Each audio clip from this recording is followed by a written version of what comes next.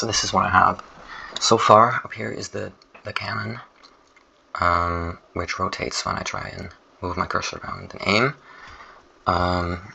Right now it shows the trajectory that the ball is going to take. And you can see it go down more and more the more sideways I aim. And if I shoot, you can see that it follows that exact trajectory until it hits the wall, and then after that it was already, like, the maths for trying to calculate the exact trajectory and where it's going to hit something is already so complicated that I'm not going to try and also calculate like where it's going to bounce to or anything like that, because it seems a bit insane. Other than that, we have a bunch of blue pegs, and then we have some orange pegs. I'm colorblind, by the way, and green pegs in here. And I mean, I think this is a green peg and that's an orange peg, but it's very difficult for me to see, so I'm going to change the colors in the future. Like, this is a green peg and that is a green peg. And I can set all of the amounts. So if I go into right over here, green count is the amount of green pegs that are appearing on the board, and orange count is the amount of orange pegs that appear on the board. And I've also added missing count, so if I now stop the game and I change this to like 30, and I press play again, then it's going to do something that the normal Peggle doesn't randomly do. It's going to just make, well, right now, because I set it 30, it's going to make 30 random pegs disappear. And those are all blue pegs, so there are still 25 orange pegs and 2 green pegs on the board, and then some of the blue clutter has been deleted. These shadows are also generated when you start up a level.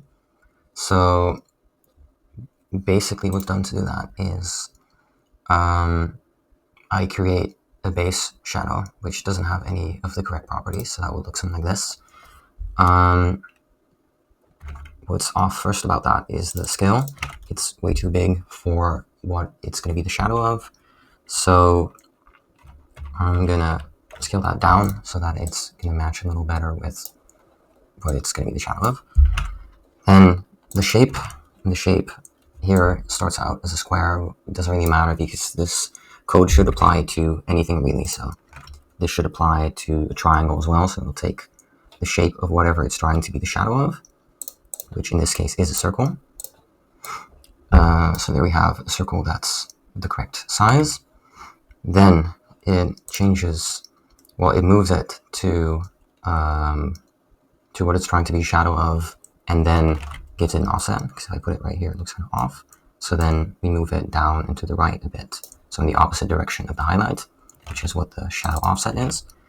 Then we say the sorting order over here on the right. You can see there are a bunch of different layers, and right now the shadow is above what is casting the shadow, which obviously doesn't make any sense. Now it just looks like a weird overlay.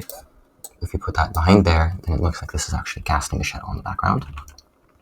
And then last, we merge these two into one, because right now if I move the peg, and in some Peggle levels the pegs should move around, now the shadow doesn't move with the peg, and then if we connect those two, we group them together, and they move as one,